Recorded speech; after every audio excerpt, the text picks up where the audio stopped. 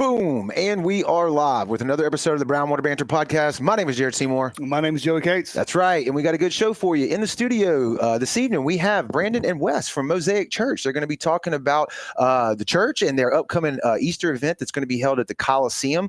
We'll get into that in just a moment. Before we do, we want to thank the people that sponsor the show, man, right out of the gate. Dr. Robbie Williams over at Southern Magnolia Smiles. If you're looking for a great local dentist, you can look them up on the socials, Facebook and Instagram. Just type in at Southern Magnolia Smiles. They're located on Washington Avenue right here in Ocean Springs. 2025 is the year to brush your teeth. So when you're ready to book that consultation, just give them a call at 228-215-1202 and tell them that Brown Water sent you. If you find yourself in need of legal representation, Taylor & Cox Law Firm has been practicing law on the Gulf Coast for 30 years. There's our buddy Tyler right here in the photo. You may have seen his face popping up all over the interstate, man. He's doing a media blitz campaign. He's on the news. He's doing all kind of stuff.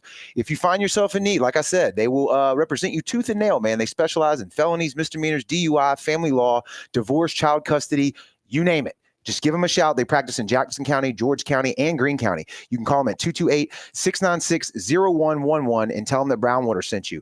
If you're trying to get off the couch, you're trying to take back control of your health, get moving around again, Forever Young Men and Women's Health is the one for you. Let Kendrick do some lab work on you, check over all your stuff, make sure you're optimized to get back moving around, whether that's in the gym or just walking the dog. Their motto is that they bring medicine, health, and exercise together to help men and women live their best life. You can look them up on Facebook as well. Just type in Forever Young Men and Women's Health. And when you're ready to book that consultation and take back control of your health, you can give them a call as well at 228-363-6623. As we record, this is this Saturday. It'll be April the 5th at Dewey Dewbugs in D'Iberville. It's the 2025 Bay Rat Bash presented by us here at Brown Water Banter and Fish in the South. You can turn a hardhead catfish into $1,000 for first place, and second place is $500. We have some subcategories as well: black drum, gaff top, white trout, redfish. It's going to be a good time. The weather is a little bit sketchy. I got to be honest, especially if we're going to be talking about Jesus. I can't be deceiving people. You're right. That's right. The forecast is not the best, but this is a bay tournament. You can fish from the pier. You can fish from the dock. You can find a catfish, right? So it's going to be fun. And like I said earlier in one of our posts, everybody's fishing under these conditions. So you have no excuse. So go to brownwaterbanter.com right now and get registered and fish the tournament. It's going to be a good time. And as I mentioned before, I'll go ahead and mention it right now just so people know. We do sometimes a terrible job waiting too late to talk about stuff. But y'all's Easter service will be at the Coliseum, Mosaic Church. That's right. Easter service at the Coliseum. It says here on the flyer, April the 20th. Yep. Is that right? That's Okay. right. I read stuff wrong before, so I don't want to get that wrong. That's big time. That's big time. And it's going to be really cool. We're going to get into that. But real quick, for people that might catch this, where can they go to register, show up? How can we do that real quick? No registration required. Just show All up. you got to do is show up. Okay, Show up. awesome. So you heard it here. Just show up at the Coliseum on the 20th. So Yep. Doors open at 9:30, and then the service starts at 10:30. We've got a couple of local bands that are going to be performing, and so kind of pre-service type stuff. And then the doors open or the service actually kicks off at 10:30 that morning, and we're going to have a great time together. Yeah. No cost to get in, no cost to park. Yeah. Which is different because most of the stuff that Oh, you have wow. at the Coliseum. How did y'all swing that? Come Jesus on. had to be involved. You Yeah. had to Play the be there. Jesus Yeah, card. you had to do it. You had to do it. There's no other way with the Coliseum. That's They right. are proud of that part. That's right. Yeah. Well, gentlemen, first off, thank y'all for stopping by, being in the studio with us. Thanks for having us. It's an honor for have y'all here. If you could, we always like to start with people that don't know you. Maybe they don't even know who Mosaic Church is, right? Yeah. Even though it's a big name in Ocean Springs. If you could introduce yourself to the audience and just let us know what you do there at the church, your affiliation. Sure. Go ahead. Yeah. Pete. My name's Brandon Connor. I'm the senior pastor at Mosaic. I've been there for a little over 8 years now. Wow. Loving life. It's a great place to live and a great place to work. Yep. My name is Wes. I'm the creative arts pastor there at the church.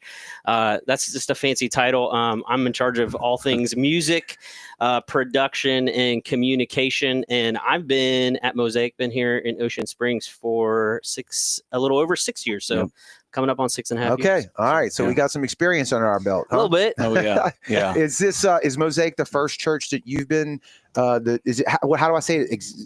I don't want to mess this up. Oh, no, it's okay, Senior man. pastor? Yeah, well, that's Okay. the title now. And Okay. so, I've been in ministry for about 20 years. Okay. And so I've done anything from student ministry to being on staff. I was a part of a multi-site church up in Northeast Ohio, and that church was called New Point Community Church. Wes and I actually worked there together, but we worked at different campuses. And so think like bank branches. You know, it's like, we've got all these different locations throughout Northeast Ohio. So I was the lead guy at the Canton campus, and then Wes was working down in Millersburg, and so we knew each other from that. And so probably worked in about 5 different churches. This is the longest church I've ever been a part of. That's how much I love the Mississippi Gulf Coast and love Mosaic. It's a great You place. don't have to convince us. Yeah, we know. We're already there. We know about it. Yes, It took me a little while to figure it out, but man, it's an amazing place. We talk to people, whether it be on the podcast or just in my life in general, that was like, oh, I came down here for Keesler Air Force Base or whatever reason.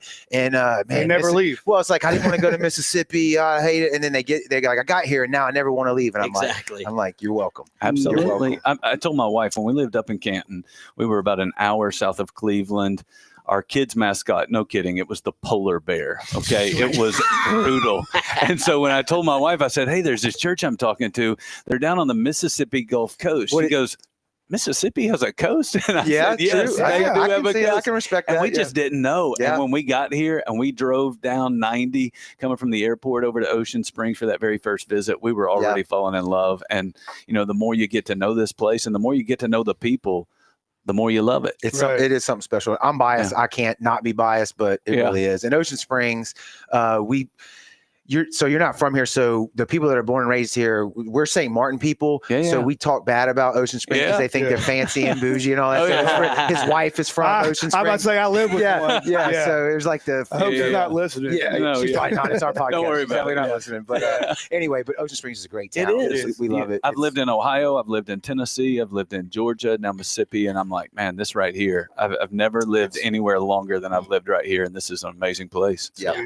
The bay that's right there by you, not down too far from you, Biloxi Bridge right there, Ocean Springs, Biloxi Bridge.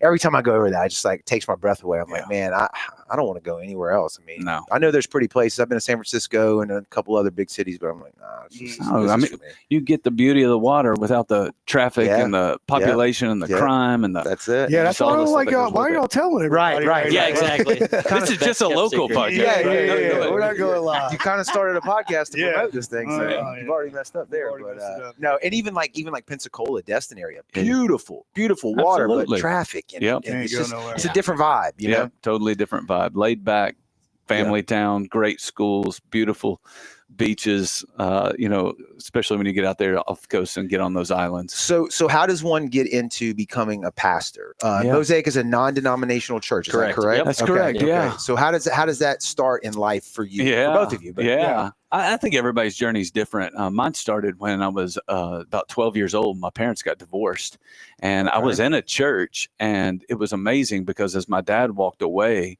there were a lot of men in my church that stepped up. Wow. Awesome. And those men kind of took me under their wing. And I'll be honest with you, I was not a good young man. I was making a lot of foolish mistakes, driving my mother crazy. And, as I was kind of living in that rebellious phase, I think a lot of young men are in. My mom would make a phone call and I'd see her leave and drive up the hill and I'd see a car or a truck coming down the hill. And it was usually one of those men from the church and they were coming to check me into the wall. And say, hey, man, like, what are you doing? And what kind of decisions are you making and where do you think this is going to lead? And so as I was kind of seeing how my life was being changed by their influence in my life, I started thinking, man, what am I going to do? And I thought, I want to do for others the same thing those guys have done for me. Great. I think there are a lot of guys who are walking around and they don't know how to be a man.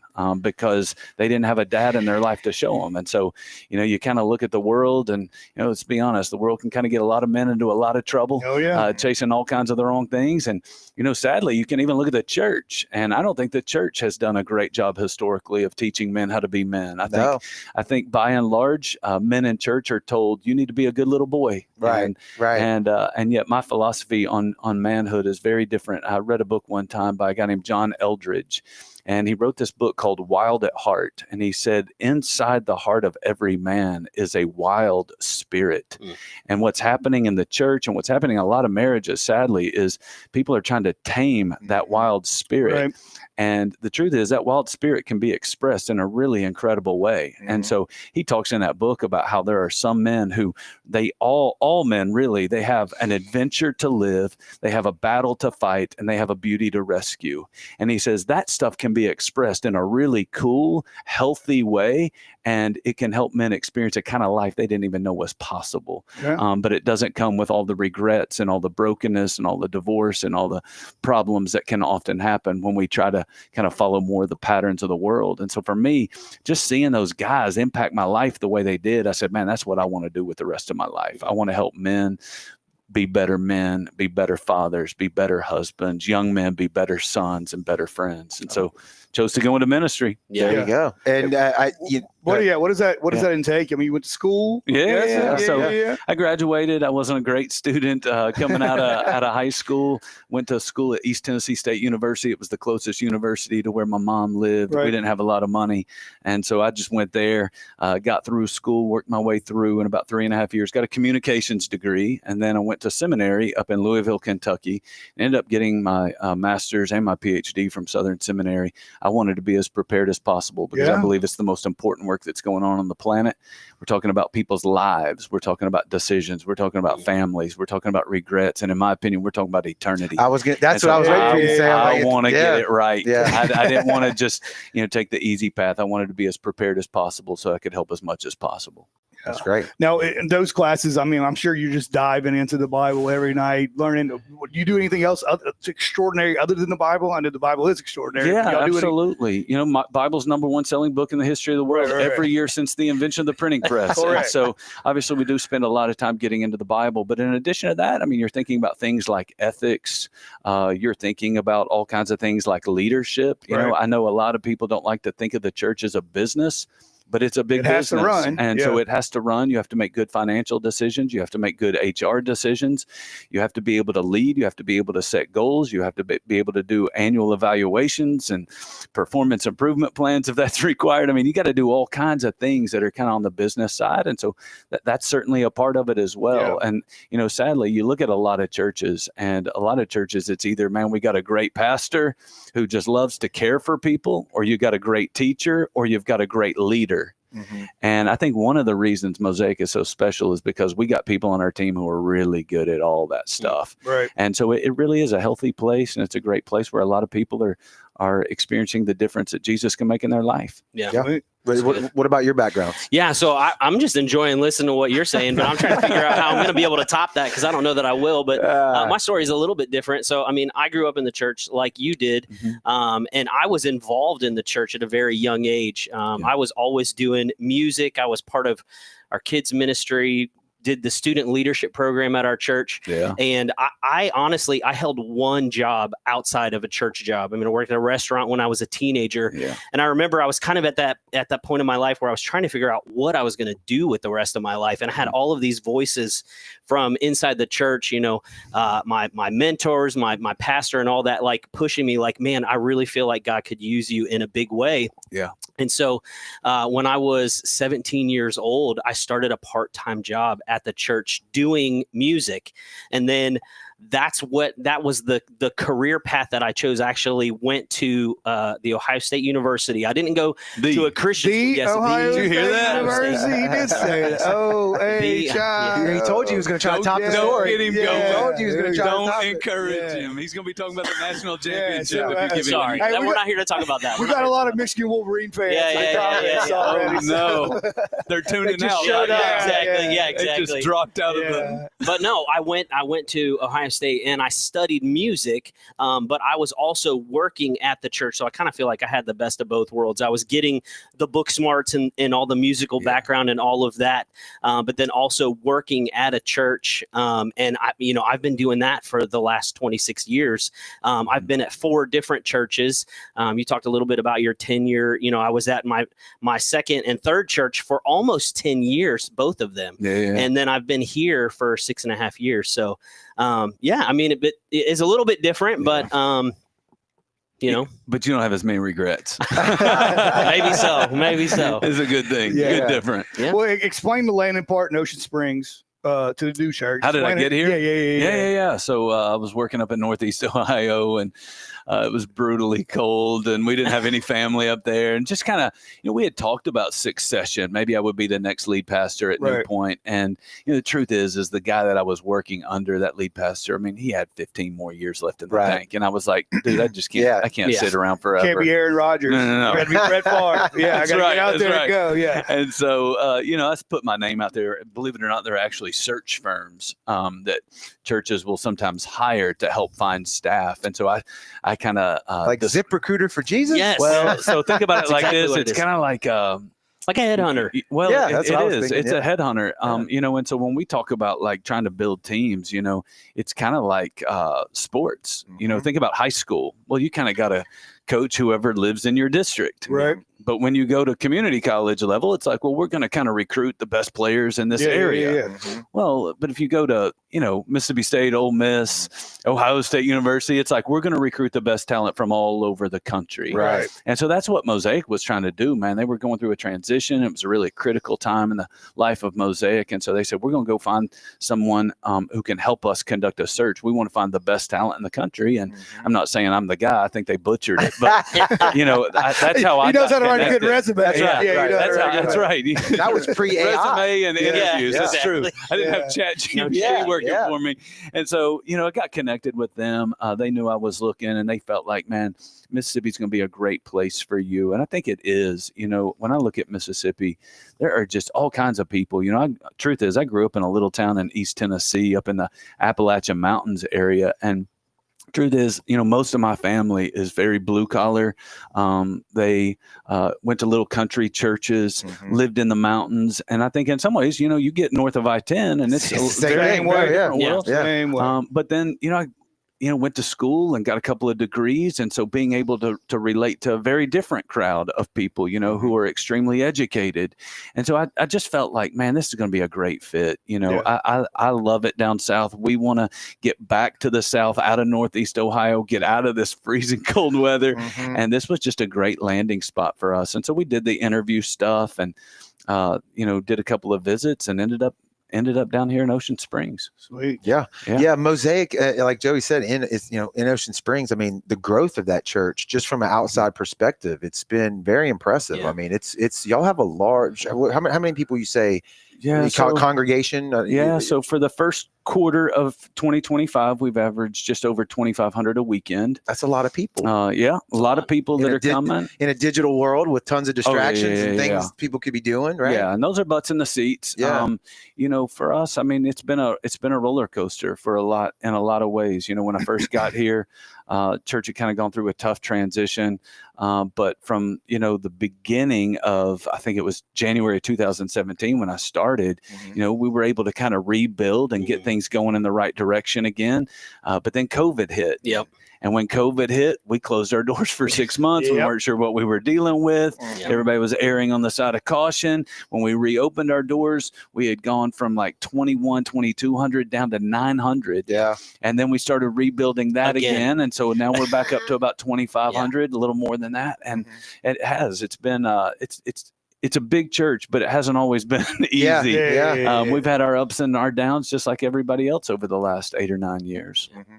Yeah, I grew up in the Catholic church, Catholic schools. That's where I met James, who speaks very highly of you. We went to Catholic schools from preschool to 6th grade. So that's like church twice a week. 100%. I mean, we go on Wednesday for school and then mom's taking us on Sunday. So, I mean, I've been in the church, just the Catholic side of it. Yeah.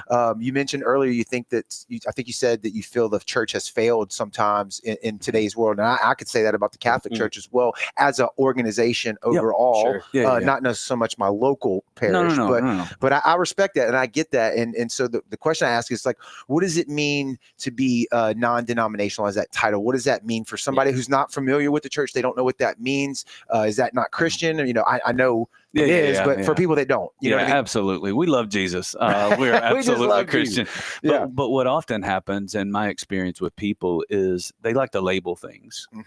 And labels aren't always an accurate description of who you really are. And so non-denominational is a way of saying we want to take off the label and we want you to get to know us for who we are, rather than these preconceived ideas that are rooted or grounded on previous experiences that you've had with other churches from similar denominations. And Correct. so just evaluate us for who we are. Don't throw a label on us. Don't associate us with a past experience. Come experience Mosaic for yourself, and then make your own judgment call. I love it. Yeah. I love it. Well, you talk about how he got down there. How did you get down there? Did he come up there and recruit you? That's exactly what it was. It is. He poached. That's right. No, Brandon, you really are a big part of why, our family is here on the coast. I remember I told this story a couple of weeks ago to some friends from the church that had never heard this story, but when Brandon first called me about coming here to the coast, I was just like, Mississippi is not on my radar at all. Right. Born and raised in Ohio. My wife and I are both from there, family in the area. Right. And so it just came out of the blue. And I remember when Brandon called and told us, about the opportunity. I think you put a shot clock on it. You're like, I'm going to call you back in 30 days and I want you to pray about, maybe exploring this opportunity. Yeah. And I had decided, and my wife had agreed that at the end of that 30 days that we were going to say thanks, but no thanks. And I don't know if I told you that, but It's out there now. It's out there now. The whole world knows He's about like, it. what? yeah, but honestly, I don't know what it was, but I felt like God was doing something in my heart. I don't know if anybody that's listening or if y'all have ever experienced something this is something that I feel like God wants me to do, or God doesn't want me to shut it down. And so that's how I felt in that moment. And I remember driving to church, the church that I was serving at there in Northeast. I was driving to that church on a Sunday morning, and I felt like God was like, don't shut this down. And so for whatever reason, I was like, okay, I'm gonna be obedient. I'm not gonna, try to strong arm God in this situation. And so I called my wife, and I mean, it was like 6 a.m., 7 a.m. or whatever, woke her up, and I said, hey, for whatever reason, I feel like that we shouldn't shut this down. So I'm not going to tell Brandon no. I'm not going to tell him yes, but I'm not going to tell him no. And solid maybe. Yeah, exactly. Solid maybe. Yeah. So, we actually, we So talked you're on the telling phone. me there's a There's a chance. What was all that one in a million talk? Exactly. Yeah. I love that movie. So, I remember we talked on the phone the next week, and I was like, hey, we want to at least come down and visit the church, see the area, see what God's doing. And we're kind of open to even exploring that. And we did. We came down. We spent the weekend here. My wife and I, we didn't have a lot of time. Y'all had us separated. Like I was in all these interviews, and she was running around divide and conquer. I was going to say, that was a looking at tactic, sir. houses and schools and all the fun. They were going shopping. I don't know what the ladies were doing while we were in all these interviews, but I remember the moment that my wife and I came back together was actually we got on the plane to head back home, and we sat down in the chair, and we just kind of in that moment, I just looked at her and I said, so I guess we're moving to Mississippi. And she's like, that I feel it too. Yeah. And so God was doing something in our heart. He was drawing us to this place. Yeah. And I can't explain it, but it definitely was a God thing. Yeah. And so we went home, put our house on the market. Our house sold in 48 hours. Then we had to tell our family, like, we're moving. I packed up, I had 3 kids. We packed up our house, and in 3 months, we moved down to the coast, and it's crazy. Now, it's now crazy you're the awesome. music man. There you go. Yeah. That's good stuff. So one of the comments that came through here from John Williams, he said, it's got to be a good church to welcome someone like me with open arms. And I read that because I've seen stuff on the internet before, local Facebook groups that maybe we don't have to mention, but and one person was asking, I'm going to paraphrase all this, but like, hey, I've made these things I've done in my life, and I look a certain way, and I've got tattoos, and where can I go to kind of meet Jesus that I won't be judged? Because you kind of already alluded to that. Judgment a lot of times is associated with certain labels when it comes to the church, right? And I think y'all have done, from an outsider looking in, I've been a couple times to the church, Mosaic, a good job of I won't tell arm. your priest. Right. Doing a good job of welcoming everybody in. Yeah, now I'm in timeout. Thanks a lot. But it's, what's the philosophy behind that? And well, I think the truth of the matter is, the longer you're in ministry, the more you realize everybody's got a story. Right. And the truth is, I have a story. Yep. And I don't want people to judge me, and I don't want people to say you're not welcome here or make me feel uncomfortable because of mistakes that I've made in my life. And so, I think a lot of it kind of is rooted in worldview. If you look at a worldview and you just go, well, from my worldview, there are some people who are better than other people. Well, yeah, you're going to be very judgmental and you're going to look down on people, and some people are going to feel excluded or get the cold shoulder. But if your worldview says we're all broken and we're all in need of Jesus to forgive our sins and lead our lives, then everybody can come in. It doesn't matter what you look like, because I know the truth, because I meet with a lot of people. Right. And the people who are coming in with tattoos and piercings and colored hair and whatever they got going on, I know the people who are coming in, they look buttoned up. But I know what's really going on in their life. And what I know is that we all need Jesus. Yeah. Absolutely. That's what always kind of took me back, was I'm like, regardless of what church you go to, if you have that worldview that you're describing, the not good one, it's like, I think you missed something in the book. It was a big arc in there about everybody's welcome. I do know. I didn't read all of it, but I know most of it. You got fancy clothes in church. Yeah. But that ain't where it's Well, supposed some to be. people are better at covering it up. Right. And some people are expressing their pain or their brokenness. And so, you just gotta look at people the way God looks at people. And the way God looks at people is, man, the whole world is messed up. I mean, none of us are worthy of heaven, right? But through salvation. That's I picked that up somewhere along the way too. Thank God, because that's right. But I think about, like, I'm not as well versed as you are in the Bible, but I think of these stories that I remember, and it's like Jesus used he used the broken, the murderers and whatnot, and converted them and saw the good in them. He hung around with the tax collectors and didn't get along with the Pharisees, right? Like, the religious crowd, because they were astray, right? And he turned over the tables at the temple to awake everybody up to it. So that's why when I hear that, I'm like, man, I mean, for your audience, it's really important to recognize that the majority of the guys on Jesus's team, they were fishermen. Yes. Yeah. Okay. They were fishermen. Yes. So Jesus loves them. I mean, but I think in a lot of ways, it's like Jesus was able to work with those guys because there was a spirit of humility. There was a willingness to change. There was a willingness to recognize I don't have it all together. Whereas the Pharisees and a lot of other religious groups in his day, they didn't have that spirit. They didn't have that mindset and that mentality. They thought they were right. Prideful people, they typically think, I know better, I deserve better, and I am better. The ego. Oh, and I mean, pride is a really big problem. And so Jesus is working with people who don't think like that, and so they're able to follow, able to hear instruction, they're able to see the need to make changes in their life. And so we just want to create a safe place where people can get to know who Jesus really is. My fear is that there are a lot of people who have problems with the church.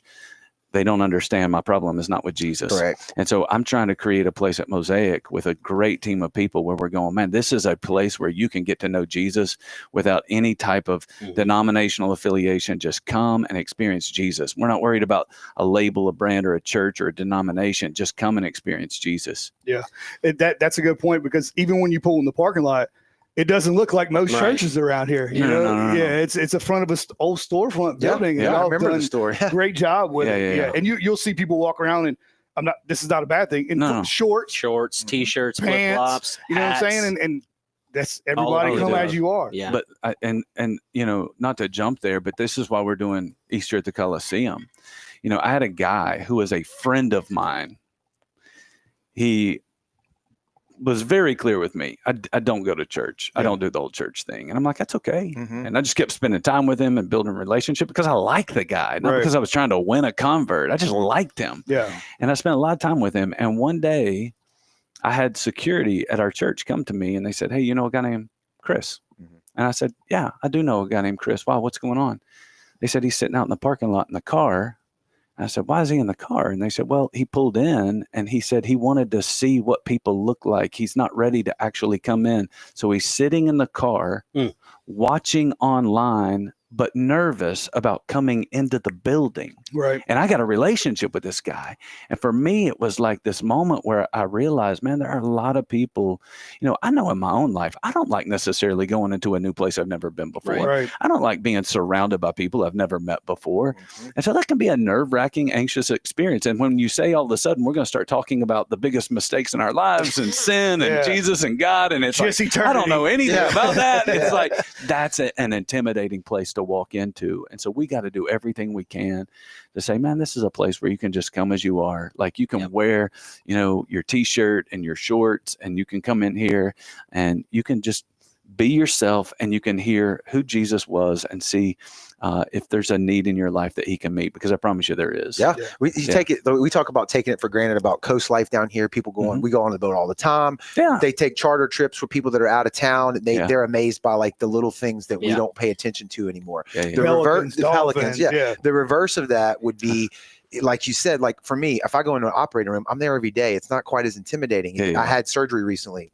I know what's going to happen. I'm not quite as nervous as maybe most people would be. That's right. But for your friend, he maybe didn't grow up in the church, I would say, right? He's never had that experience before. So is this a cult? Like what I've seen videos online, like, or not, or I've seen nothing. I can relate to that. It's like, what am I getting myself He's probably into? a thinker type of guy, right? And he's like, I got to test the waters here, watch my mom, look at the part. I can respect that. He was trying to figure it out, man. And I get it. And thankfully he got past that.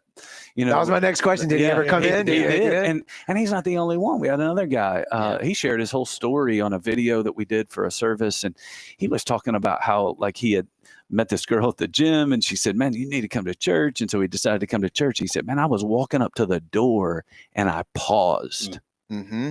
And he said, man, I started thinking about the things I've done, and I thought, I don't belong here. But he came on in anyway. And I thought, how many people pause?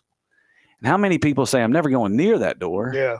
How many people just, They don't even come to the parking lot. they can't even come into the parking lot. They're just like that. I just don't fit in there. I don't know if I belong there. I'm not worthy. I'm not worthy. And the truth is, I believe that's a spiritual enemy that's in their ear trying to tell them they're not worthy and that they're too far gone and that God doesn't love them. And it's a lie from Satan. And so, thankfully Jesus said, man, I'm a friend of sinners. Jesus hung out with people that kind of made it. I mean, like you said, those religious guys were losing their mind over the kind of people that Jesus would hang out. But that's who Jesus was. Jesus loved all people, and he saw the brokenness and wanted to bring healing into our lives. Yeah. And I know you know this, obviously, but he didn't condone the behavior, but he saw the person for who they were, not the behavior that they exhibited. Right. I think people get crossed up on that too, because I've seen things online. Well, Jesus hung out with the this and that. But he didn't say that was good. That's right. He just didn't judge the person enough to not bring them in with open arms. See, I'm going to love you. Right. And I'm going to love you so well that you let me lead you. Right. And it was funny that most of them gave that lifestyle up and followed him. That's right. So I think, you mentioned that you did a really good job at talking about that, but it's not just a philosophy that we have at the church. Like, it's plastered on the wall. Like when you walk into the lobby at the church, you're greeted with this giant mural that says, we exist to help broken people become brand new by teaching them to follow Jesus. And so it's not just something that we try to do in a very, ethereal way. It's like, it's our mission. It's our mission statement. And it's not just the broken people. Like it's really just acknowledging that we've all got our own brokenness. Absolutely. But we can't live like that. Right. Like, we try to tell people all the time, like, it's okay to not be okay.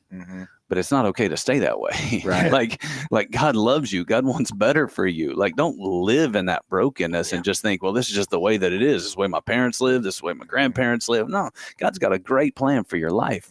And when you learn to follow Jesus and start to do life his way, because it gets a whole lot better. Yeah. Y'all have a great kids set up. Drop the little kids off. I mean, Avery and Ellie used to go there. Snacks and all. They come running out of there. But even more unconventional, y'all have another service in the Diablo Middle School gym. Is that correct? Yeah. So, over the course of a weekend, our services start on Thursday night. And so it's not traditional Wednesday night church like a lot of people grew up. Thursday nights are early weekend service because we know that there are a lot of people who are traveling on the weekends. On the Mississippi Gulf Coast, there are actually a large percentage of people who are now working on the weekends. Yeah. And so for casino us, life.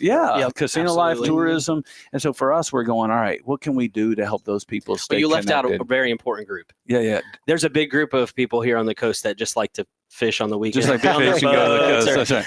Yeah, 100%. Right. And so for us, we were going, man, I know a few. right. Oh yeah. Well, Wes, he's our comms guy. And so he was like, man, what a great slogan. He said, we want people to be able to have their church and their weekend too.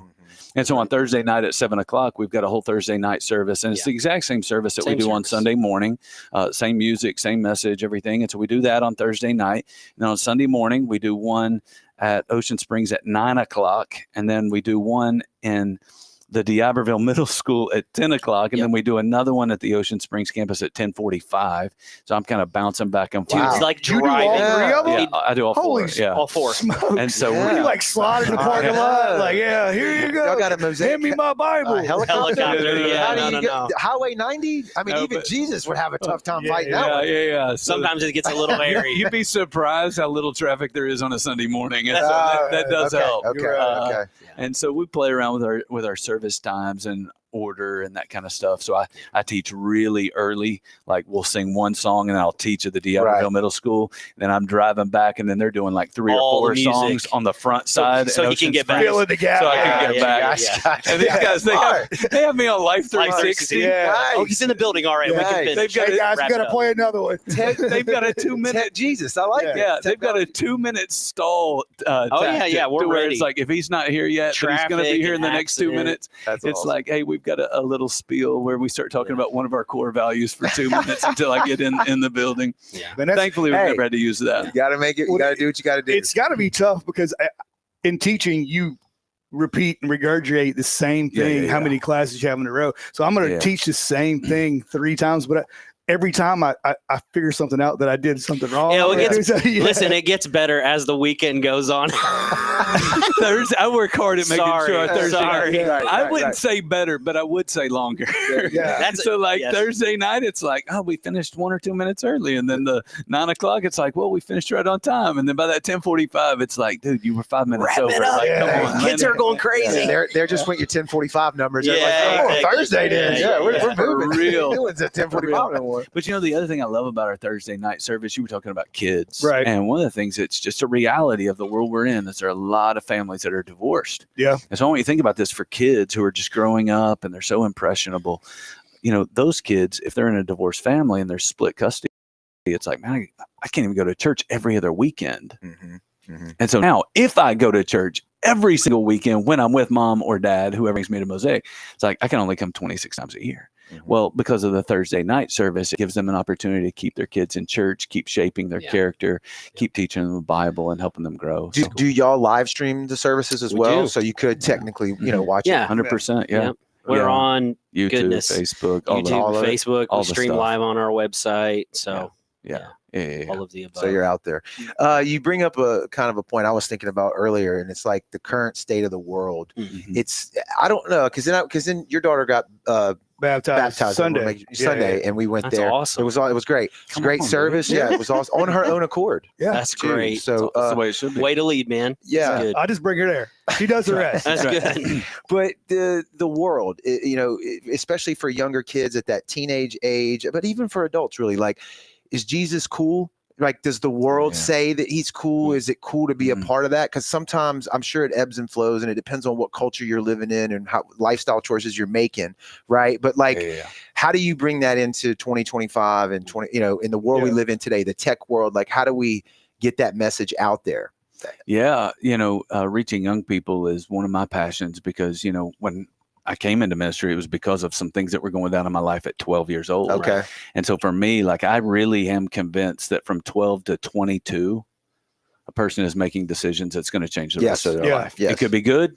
It could be bad. And it could be really, really bad. Yeah. And so, thankfully, we've got a great creative team. We're always trying to hire younger and younger so that we stay relevant to grayer and grayer. I'm one of the old guys now. Yeah, I know, for real. And so we're grandpa up there on the stage. Yeah, like, who's that old guy? Is that Jesus? Yeah. That's him? Is that what he looks about 2,000 years old. Right, Yeah. right. And so, we're trying to leverage the technology. We're trying to, one of the things that we see in young people is they're so relational.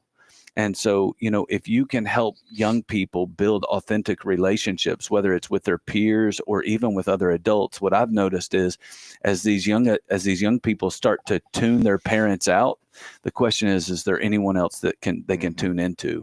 And so I know in my own life, I've got a daughter who's 22 and a son who's going to be 20 this month.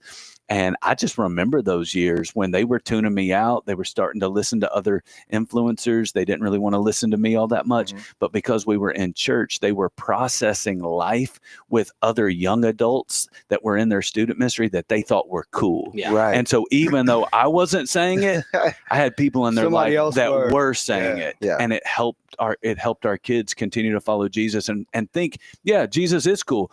No, Dad's not cool. Right. But this 25-year-old that is at church that I look up to, man, that they think Jesus is cool. And man, they're helping me realize, wow, like that is not the direction that I want to go, helping me process the decisions that I'm making, the people I'm spending time with, the habits I'm developing so that they can avoid a lot of the regrets that most of us have in our lives. Yeah. I even as an adult too, like even for myself, I like watching podcasts on YouTube is really the only thing I enjoy. Cable television, I could never watch it again and I would be just totally fine with that. But like, my algorithm is like physics stuff, space, planets, the sun. Then it's like alien stuff, Egypt, all this kind of stuff. Well, some of the things that start trickling through, maybe you're familiar with some of these guys, they start talking about biblical texts. And then I go down that rabbit hole. Not everybody's vetted. And not everybody, what they're telling you is correct, right? Are y'all familiar with Wesley Huff? Yeah, the Joe Rogan podcast. Okay, Unbelievable. That hit me like a ton of bricks. And I text in our group, I text James, I was sharing it out. Grew up Catholic, I know what religion and Jesus is, right? Yeah. Astray sometimes, don't practice how I should always, right? Yeah. But like, I know it.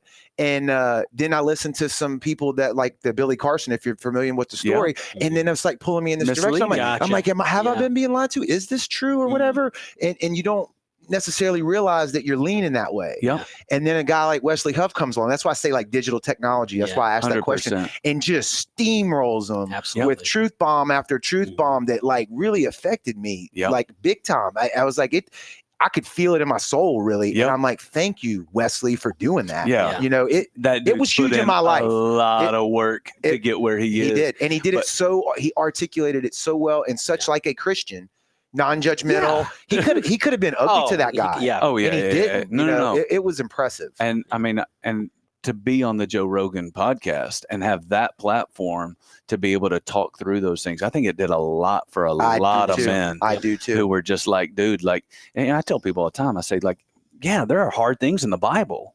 And you listen to some of these people and it's like, well, I don't know if I should believe it or not. Correct. And so what I tell people is, look, if you have questions and you don't get answers to those questions from reputable sources, your doubts are going to grow one question at a time. Correct. But if you talk to a guy like Wesley Huff, who knows your faith and your confidence is going to grow one question at a time. And so it's all in how you deal with your questions. It's okay to have questions. It's okay to have doubts. It's okay to scratch your head and go, really? Right. But if you ask those questions, I really do believe with a reputable source, not a guy like Billy, but a guy like Wes, then at the end of the day, man, you're going to have a mountain of faith, not a mountain of doubt. It was like a breath of fresh air for me, and it reminded me a lot of the things that I knew and a lot of things that I didn't know. I mean, I did not know the historical, he hit it on an intellectual level, which I really love to understand that this stuff has been vetted the way that it has. And I don't think I ever really knew that, especially growing up, as a young kid, you're not going to ask those questions. Well, and pastors aren't going to talk about that in the weekend. Right. But it's kind of hard to get all that in an hour on Sunday. But it's like, but I mean, just listening to him, I mean, it is unbelievable. I've got a group of guys that I hang out with. Sometimes they're in a jiu-jitsu academy over in Ocean Springs. And those guys got a hold of that. Yes. And it was like a game changer for them. Just like you. I mean, like they were just, I mean, I hate this, but some people like, they see me as a pastor, not just a real guy. Right. And I'm like, but like those guys, like they're just real guys and they're just doing life and kind of get caught up in the busyness and, have some doubts and stuff. And then they watch a Joe Rogan podcast and listen to Wesley Up, and it's like, wow. And all of a sudden their faith got solidified. And it was like, wait a minute, like reality check. I need to get back to this because this is true. This is verifiable and I need to stick to it. Yeah.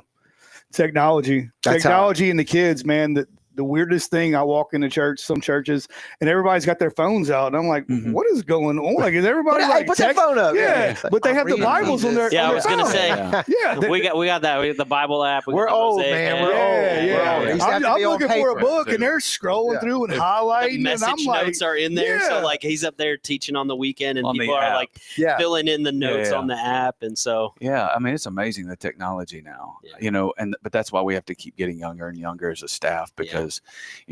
I feel like I'm fading on the technology, and it's like, dude, I need somebody to keep these kids engaged. Yeah, no, it's a real feeling. Well, I could see some older pastor that's up there and is like, why are all these kids just doing this during my service, not realizing that they're following along? Yeah, we tell them, we say, break out your phone, hop on the Mosaic app, hop on the Bible app. Follow along in your Bible journal, whatever you need to do. But like, we want people to engage, man. The more you engage with it rather than just listen to it, that communication experts tell you, man, if you just hear it, you'll remember a little bit of it. If you hear it and read it, you're going to remember more. If you hear it, read it, and then write something down, you're going to remember a whole lot more. And so we're trying to get people to engage in that way. And going back to it too, like, I don't think it's any big secret, like going back to Jesus and religious being cool or not cool. Like Hollywood's never really embraced it very much. We got one Mel Gibson movie and he caught a bunch of flack for that. 100%. Is that needle moving a little bit? Do you feel like the reason I ask is because I saw today, as a matter of fact, the guitar player from Seven Dust. I don't know if y'all what music you listen to. They're a hard rock band. Yeah. He made a post today. He's been sober for a few years, a lot of years, more than I even really realized. But anyway, he just went through his first tour, he said, with like being Christian, through Christian lens, Christian lens or whatever. And he was championing how much better he feels and how much better life is by carrying that with him instead of the baggage, I guess, that he had, right? Yeah. And I've seen a couple other celebrities make some posts or some stuff like that. That's taboo and could be a career killer in a lot of ways, right? Yeah, I think where I'm seeing it is in a lot of athletes. I'm seeing a lot of professional athletes who are getting a little bit more vocal about their faith. It feels like, I don't know, 10 or 15 years ago, it was like Tim Tebow was the only one. And now it's kind of like, wait a minute, hold on. This guy's talking about his faith and that guy's talking about his faith. And so I do think like there are some musicians, there are athletes, there are people who are starting teams. I think about, I'm not to go back to the Ohio State University. Here we go. Y'all see what's happening at OSU? Tell them. They probably don't know. No, we don't keep up with that. Yeah, no, there's like, there was Mason Dixon footage and posts about a revival happening as the football season was kicking off at Ohio State, and they're like taking over the Oval, which is this space in the middle of campus where they had this service, they did worship, they did spontaneous baptisms. There were players and coaches that were out there that were sharing their testimony, and like I feel like I've seen several, not just Ohio State, but several other campuses where something is happening, where the athletes are, think about the national championship game. Both teams, Ohio State and Notre Dame, like they were both outspoken in their faith, and it was like God somehow, not that he orchestrated it, but you know what I mean? He allowed that to happen. You know what I mean? And like allowed them to have that platform where they could share their faith and just have a big impact on the entire nation. Yeah. Jesus is becoming cooler again. I think so. Well, I mean, it's interesting too. I mean, if you think about it, and Jesus 2,000 years ago, not in an age of social media, not in an age where he could create a following. They were writing on parchment paper and trying to tell the story and preserve it. Right. Not in a day and an age where he could record a podcast that would last for 2,000 years. Right. I mean, it's like somehow that story has survived thousands of years to the point that this day in time, there are over 2 billion people on the planet who say, Jesus, I'm one of his followers. And so that alone, like, I know, like for us, we kind of get caught up in our bubble and it's like, man, like, is Jesus cool here? And it's like, there's 2 billion people who call themselves followers of Jesus. You know, sometimes we don't always see it in America. I think we're starting to see it more and more as some people get a little bit more bold. But, you know, my son lives down in Lima, Peru, and like he's down there and he's seeing all kinds of things that are happening that, you know, we're not seeing. So you can go into other parts of the world and it's just like, it's amazing to see how people are getting excited about Jesus. That's cool. Yeah. I think it's one of the things, like in society, especially nowadays, just here in the US, because that's where I live, but like we get more technology, we got more, everything's at the tip of your fingertips, 2-day shipping and commercial, like buying and selling and materialism. And that's okay if there's not, but if there's not a balance to it, if we're not addressing the spiritual side of what it means to be a human, I think that's when you see a lot of these things that we see in our society nowadays. People disrespecting human life. We don't value it. People are not happy. Depression, suicide, all through the roof. You know, I think there is another side to being human that we don't have the tools, therapy. Like we don't even really have mental health institutes if you upset and you need something like that outside of going to the church, which is a great outlet, where do you go? If you don't have a good family 100%. Or you don't have a good friend or circle of friends. Who's teaching you how to be a husband? Right. Yeah. Exactly. You're just stewing it. Who's teaching you how to be a father? That's right. Who's teaching you how to be a man? Like you can't go to college for that. Right. Like you're dead in the water. And so if the church doesn't step up and do what we're talking about, then society is going to continue to struggle. And so for me, it's just being able to go, man, that's why I love our mission statement of helping broken people become brand new people by teaching them to follow Jesus, man. Like the world is not going to be a good place if the light goes out. It's just going to get darker and darker. In at Mosaic Church, if someone comes in broken, like you say, which I think is a great term, because we all experience that at some point in our life, right? How do you, what's the intake process like for someone like that? I'm sure it varies from person to person, but do y'all also have something where they can counsel with you or some of the other members of the staff? Not me. You don't want me to counsel you. I tell you everything I know in about 30 minutes. Stuff. We do the big talk. No, but what happens is we'll do a series. Like right now, we're doing a series on the Old Testament book of Jonah. It's called Lessons from a Man Who Ran. Okay. And it's about the reality. We all run from God at some point in our lives. And what happens in our lives when we run from God? And so we're talking all about that. Well, as you might imagine, there are people who are sitting out there going, I'm running from God. And what you're saying makes a lot of sense. And no, I haven't just hurt me. I've hurt everyone around me. I need help. And so what happened, back shortly after COVID is, I would be teaching and I would have people who would be like, Pastor Brandon, I need somebody to talk to. I need help. Marriage is falling apart. My life's falling apart. I'm depressed. I'm becoming an alcoholic, whatever the case may be. And I would say, well, here's 3 counselors. I trust them all. Why don't you go see them? I'll pray with you. I'll tell you a little bit about what the Bible says, but I'm not a counselor. I want you to get professional help.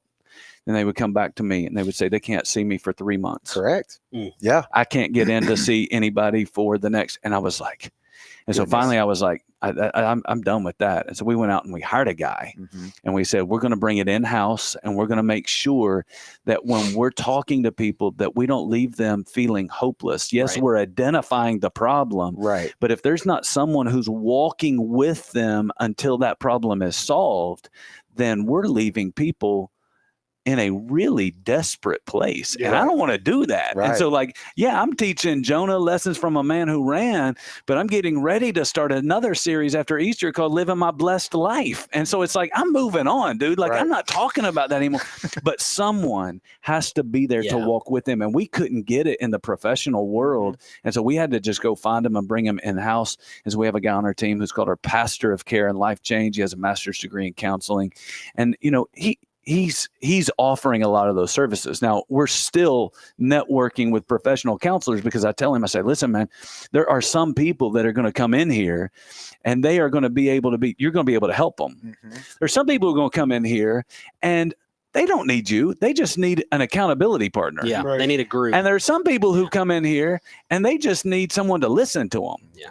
But there are some people who come in here and they are above your pay grade, they're above my pay grade, and we have to get them professional help. Yeah. And so we still stay networked with the professional community, And we let them know, man, we've got somebody who needs help and they need it now. And we try to leverage our influence to try to get them the help that they need rather than just letting them linger, especially if they're suicidal, right? Or if they're going through something really heavy like that. Yeah. Sounds like triage in medicine, right? You got to kind of triage where do we need to send them, who's priority, who's not. So you have that. I'm glad to hear you have that in house. And that's open to anybody that comes to the church. Okay. No charge. Well, and we even try to help people in our community. I mean, there's a limit to what our resources can accommodate, but man, we just want to help people. Yeah. And so, that's all in house, and they can come and get the help, and we do not charge for that. We just care about people and we want to help them. Yep. Okay. Well, let's talk about the at the Coliseum. So what can they expect? We touched on the date. It's April the 20th. You told me the doors open at 9:30 and the service will begin at 10:30. Yeah. Why are we going to the Coliseum? Why did we choose there? That's a great question. What's in seats? What's in seats? So some of it goes back to those stories I was talking about earlier, where there's people who are just so intimidated about walking into a church. Okay. They say things like, "Oh man, the roof is going to collapse, or lightning's going to strike if I show up at church. Catch on fire." And it's like, for me, it's like, I know you're kidding, but I also know there's a little truth inside every joke. And there's something about this place that makes you uncomfortable. What if we did an Easter service on neutral turf, not our turf? Yeah. I'm just thinking like the guy, he's like, man, I drank beer to Skinner here. Correct. I've seen Leonard Skinner play here. Dude, much beer. I'll come in there. You know what my I mean? assistant, I was talking to my assistant about coming on this podcast this afternoon. She said, I went to a Leonard Skinner concert in 1984, and I felt like I had been dropped in hell. She said there was pot everywhere. I know my people here, okay? You know my people. You know my assistant, apparently. She's from here or here. That's right. She likes Skinner. We like her. I love Skinner. She did. And so, she's watching right now, and she's probably in the comment section saying, I quit. I can't believe you told that story. But but that, man, we know people, and they would feel more comfortable. They've been to the Coliseum. They know a little bit more about what to expect. They feel like I could blend in a little bit more. And so we just believe that the story of Jesus is so important. We want to remove any and every barrier so that people can feel safe to explore what Jesus was all about. And so we're doing Easter at the Coliseum in part for that. Second reason we're doing it is because we need to accommodate the crowd. So, for Christmas, we had 7 services at Christmas. And so as we continue to grow, it's just like, dude, we just don't have a big enough space. What are we gonna do, 8, 9 services for Easter? Preach it all day. Yeah, we just can't do it. And so some of it was just logistically, we need a space to accommodate more people. And then some of it is we go back to, what we're trying to accomplish strategically in Harrison County with our campus at the D'Iberville Middle School. And we're like, dude, I think a lot of people know Mosaic in Ocean Springs. I don't know how many people know Mosaic Church in Biloxi, D'Iberville, Gulfport. Right. Yeah. They may have heard about it, but like if we can do something big and draw a crowd in their backyard, I think it could strategically help us grow that Harrison County campus, and we could even reach more people out there. That's great. Yeah. That's great. Well, paint the picture from your end. Now you get to jam this in is front the of the part. whole audience. Oh, yeah. I'm sitting at a table on Saturday with a few of my friends, and I invited them to the Easter service, and I was like, y'all need to come out because I'm headlining the Coliseum. That's right, baby.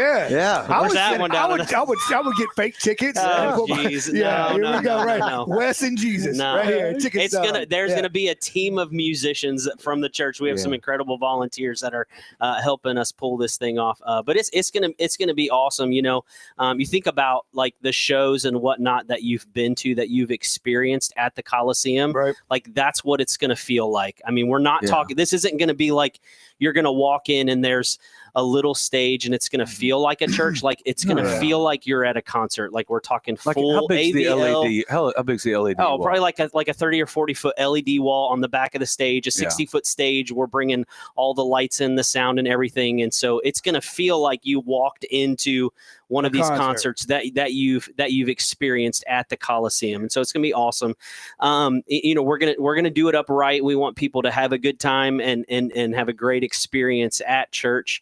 But like talking about like the doors opening at 9:30 and then the service starting at 10:30. What I know about the Coliseum is it's going to take a little bit of time to get. You got to skedaddle everybody in there. We got to get everybody in there. There's security, like, stuff that the Coliseum does for all of their events. We want to keep everybody safe. Right. So it's going to be the same security protocol that people are used to. But we have that 1 hour time, but it's not just you're not just going to walk in and go to your seat.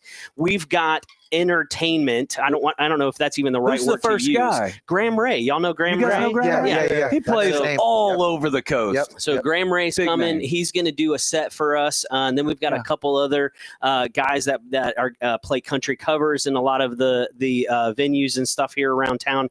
Sam Newman and Morgan Catchett. I don't know if you know those guys. I know Morgan. Yeah. And so these guys are going to be helping us keep the crowd engaged while they're waiting for the service to start. And then we're going to have some hosting elements, talk a little bit about the church, talk a little bit about the service and what people can experience and expect. And so we're going to fill that time. So it's not just going to be dead space when people come in. We've got things planned for kids as well. I mean, we're going to have some activity stuff for the kids to do to keep them engaged during the service. And so we're trying to create this whole family vibe. I know that Easter is one of those times where it's like moms and grandmas and you want to get your entire family together. You all want to go to church together. And so we're trying to create a space where everybody can have a great time. And so, what I would tell people is get there early, because we know it's going to take a while to get everybody into the auditorium, but you're not going to be bored while you're waiting. If you show up at 9:30, you're one of the first people in the door, it's not like you're going to be bored for an hour looking at your watch. Right. It's like, no, there's going to be stuff to do. We're going to hear some great music. We're going to be, kind of set the stage for the rest of the day. And we're really pumped about it. And I can't even think of a time ever when, all of us have been able to be in the same room together. That's the other piece that we haven't talked about that. Yeah. So we've got these two campuses that meet